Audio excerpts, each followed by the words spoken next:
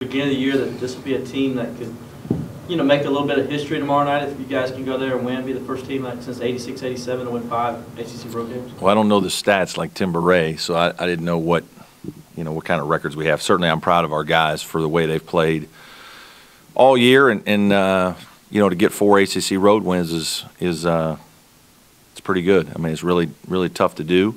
Obviously, that's why it hasn't been done much here.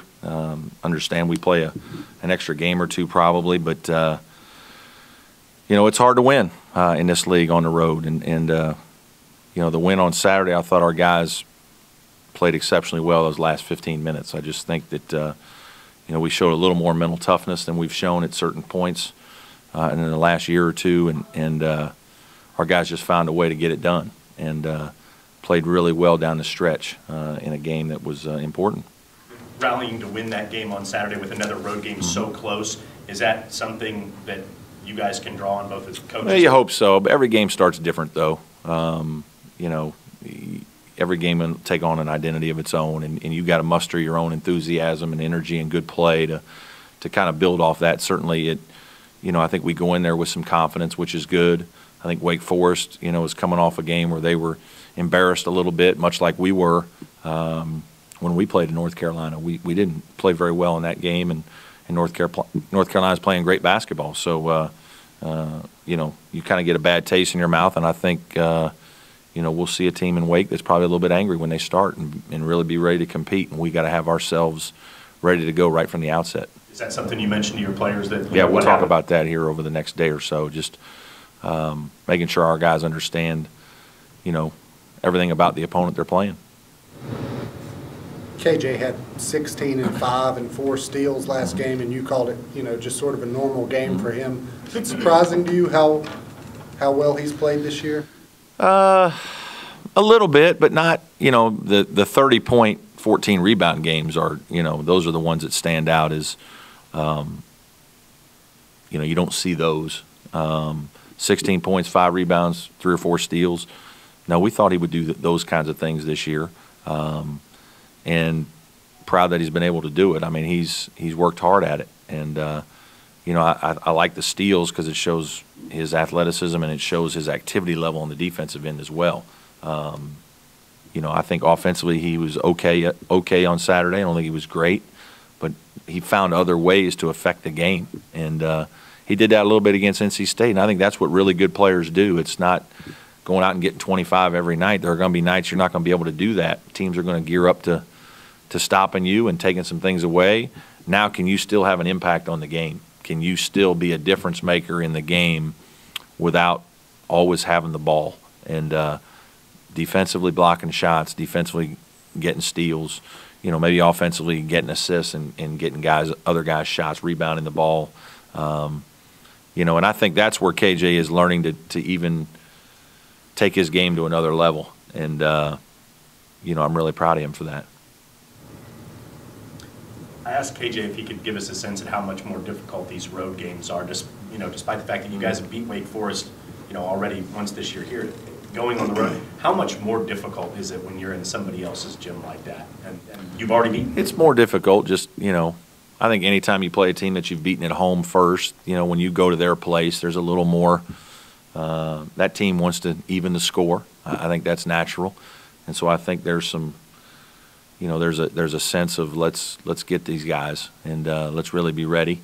But once the game gets going, I think that quickly, a few minutes into the game settles, and then you just play. And then it's just dealing with crowd, dealing with noise, making sure you don't get rattled. And as much as anything, I think more times than not, I think the teams just at home play better at home. I think it's, some of it, there are certain places certainly where the crowd can affect you and you'll play worse. But I think what happens is I think teams just play better at home, and they feed off everything good that you do. The crowd erupts, and it just gives you more energy and juice, and that leads you to make more good things happen. And so I think it's as much about the positive feedback that the home team gets as it is the negative.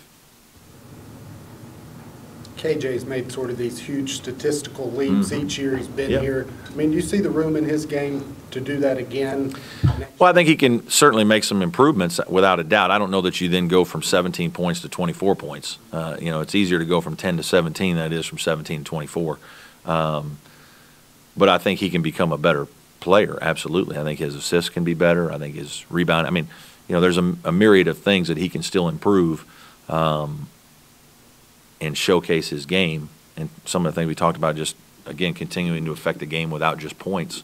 But it's not going to be the dramatic points change that you've seen, especially in the last 2 years. I think you get to a certain point where that becomes, you know, you're top-ended a little bit. Anytime he's asked the NBA question, he just talked about waiting until the end of the season, which is Yeah. pretty much standard for a lot of guys. As a coach, how do you advise him on that, or do you totally just leave it alone? Well, you know, it's funny. We're kind of going through this together. I've never really had an NBA guy, and so we're both just, you know, trying to make sure that he stays focused on what he's doing. The better he plays here, the better he plays now, the better our team does. That only helps him in the long run. And, you know, I think one of the things that I've talked about here recently with a few people in the media is, you know, explaining how well KJ is doing is KJ's our leading scorer. He's averaging 17 points, and our team is winning. So he's not a 17-point scorer on a team that's won 2 games. He's a 17-point scorer on a team that's won 17 games and won 8 league games. And so he's affecting winning in more ways than just those points. He's, you know, he's certainly our most valuable player and one of the best players in this league. And because of that, he's helping our team win. And so we've just talked to KJ about that, and that at the end of the season, you know, I'll get as much information as I can to help put it in front of him and show him, here's what people are saying about you. Let's talk about pros and cons of things. And then at the end of the day, you know, I want KJ to be happy. I want him to do what he thinks best for him and his family, and we'll talk about all that at the end of the season. So you've never had an NBA guy or an NBA guy that could possibly leave early for the NBA? I've never had an NBA guy. At the beginning of the season, and then There aren't a whole lot of NBA guys at Wilmington and Wright State, though. I will tell you that, fellas.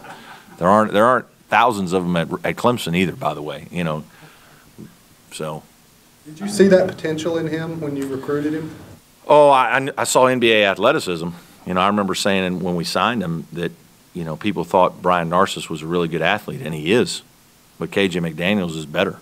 Like, this guy will be the best athlete we might see, you know, as long as I coach at Clemson. I don't know if you'll see a guy who can do the kind of things that he can do in terms of 6'6" leading the ACC in shot blocking and Sports Center highlights and tip dunks. And, I mean, he just makes plays that dumbfound you with his athleticism. And, you know, he's got good instincts for some of that. That helps him. Now, I did see a guy that I thought could become a very good player here. You know, I saw a guy who I thought we could get to make some perimeter shots. He had a decent shot, and I thought that would get better. And I knew because of his athleticism and the way he covered ground with dribbles that, like, as he got older and stronger and comfortable, he would be able to take advantage of certain situations. You know, you saw some of it last year in the drastic step that he took as a sophomore. And so we had an inkling that he could play himself into this kind of situation. You know, it's funny, our team last year, we fell apart a little bit at the end, but we were really close in a lot of games, really close. I mean, we were right there in several games. And in about 3 or 4 of those games, we didn't have KJ McDaniel. KJ McDaniel was out with a sprained ankle. And, you know, we missed him. And when he came back, I don't know if he was 100%. And so, you know, we knew a little bit then, too, like, man, this guy, like, he affects winning for us. Even late last year when we weren't winning as much, and he wasn't the kind of player that he is now, his athleticism, his ability to make 3 or 4 plays that you just, a block shot here, a rebound there, a putback, a steal, you know, those are 3 or 4 swing plays a game that change momentum, that it's a player making plays. It's not a coach doing anything. It's a player making plays. And you take a guy like that out of your lineup, and it affects your team a little bit. You know, it might be 1 or 2 baskets that he gets that you don't coach, that he offensive rebounds or he outruns somebody in transition. It might be 2 blocks that he said, those are baskets, but he blocks them. And it changes everything. All of a sudden, that guy's affecting 8 points, and it has nothing to do with a lot that's done other than him making a play. And, you know, I think that affected our team a little bit last year when he was hurt and maybe not 100% healthy.